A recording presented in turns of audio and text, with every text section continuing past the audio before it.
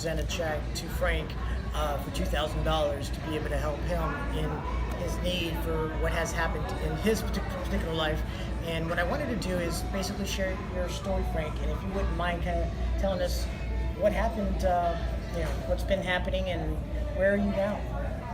Well, of course, we didn't have flood insurance because we live in a house that was never going to flood. It never had, nothing came close, so that's how we kind of wound up in it.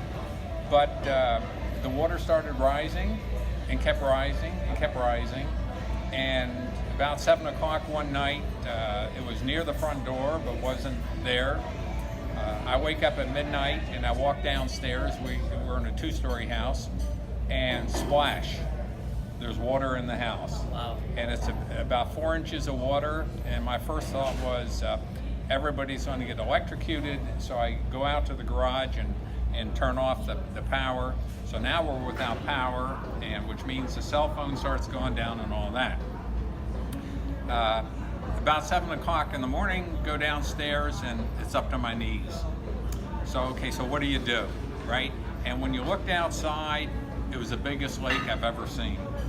I mean, and it's really a hopeless feeling to see that everything in the first floor up to, at that time, 2 feet of water, they eventually got up to 26 inches, was ruined. Yeah. So I knew from having seen things before, everything was going to have to be ripped out at least to 4 feet high or higher if the water rose above that. So we made the decision that we had to get out of there. That is a whole other story. The county was not positioned for anything like that to happen. There were no shelters anywhere around. There was you couldn't contact 911, you couldn't contact the Coast Guard.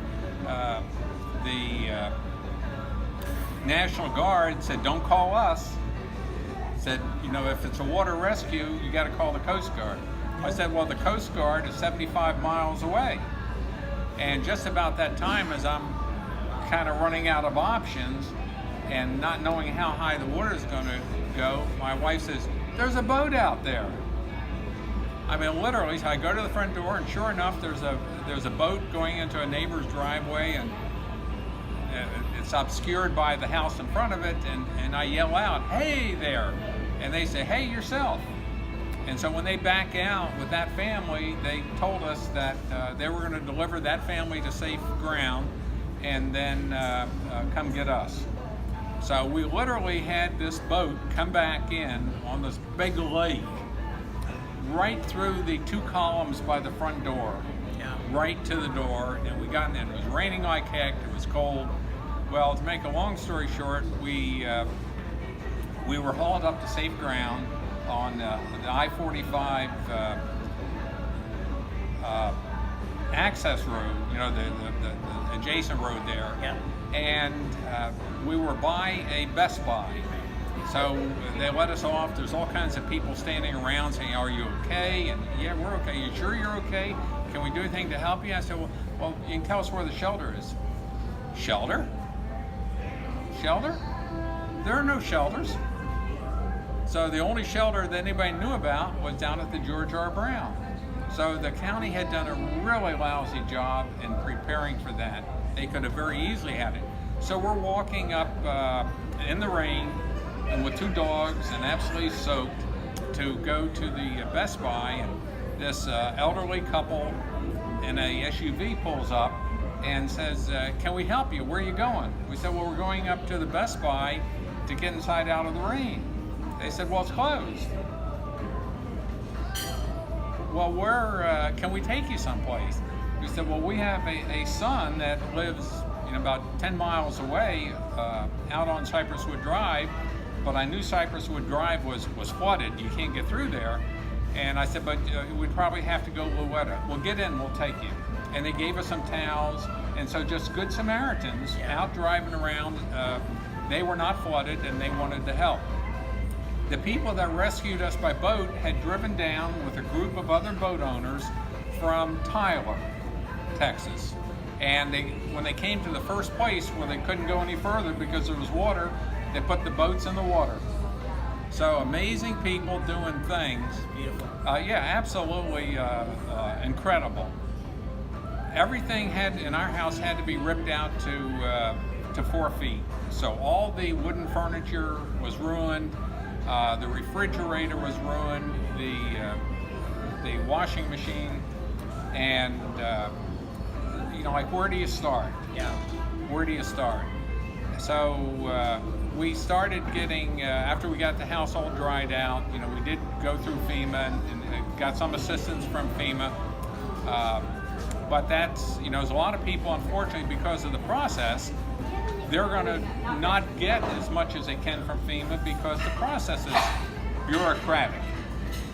So even if people could help, people that need help from FEMA with information, that's a valuable service. Sure. So then because at the end of the day, you've never used it before. You don't know how to use it. You don't know what to say, how to say it, what in the process. Absolutely. Yeah, and I think that's something that we've definitely have seen in obviously our volunteers, ourselves, and being in the industry. We try to be of service because, quite frankly, you know what you know. Right. And so I think you very make a valid point. Yeah. Absolutely. So then we started getting bids, and the bids, they say they shouldn't be gouging. Right. Well, unfortunately, a lot of the people are gouging. Yeah. The way they do it is not very obvious, Yeah. but they just price real high, and if you want them to do it, Yeah. that's the price. Yeah. So So right now, your property, where are you now in the process? the insulation is, I did the insulation in the house, and thanks to your help as well, you had a contractor call me, came by yesterday, and we've agreed that he's going to hang the sheetrock starting Monday. So we've now turned the corner, and with the funds you've given, that will take care of all the labor. That's exactly what it's going to take to get the sheetrock hung. Awesome. And so we'll be back to the point where we can then do painting. We'll do some of the painting. Yeah. And the same contractor is probably going to do all the baseboard and all the Got it. all the doors and all the casing around the doors and things like that. So Well, let me this ask- is more meaningful than you could possibly imagine, and we appreciate it. You're welcome. That's the least that I can tell you that we could do, and I can tell you there's a lot of people that do care, and it's obvious based upon the donations. Our goal is to make sure that you don't think it's over. It is not over. Frank's going to need help along the way. Other people in maybe worse situations are going to need help along the way, and it's going to be a year, maybe if not longer, depending on the scenario. And this is just a prime example, and we're hopefully trying to keep that message going. That being said, what I wanted to do is I wanted to go ahead and they should give you this check for you to go ahead and utilize it as you best see. I appreciate that. You're very welcome. sir. Thanks so much No, for it. You're very welcome, and it's important for you to know you're not forgotten. You won't be forgotten, and as you go along, please don't hesitate to call us again, because if we can be there for you, we will. Well, and if I can be of help once we get our house straightened out and helping other people, if you would want to have what I call an open house kind of thing, Yeah. someplace where people could come, and here's how you can go back to FEMA, Yeah. and here's how you can get the best prices on having the work done, and here's how you can get some free labor, Yeah. and so on. Yeah, absolutely. So, we can use all that. I would be glad to do that. Thank you very much So. for your time. Thanks, And Frank. thank You you. bet.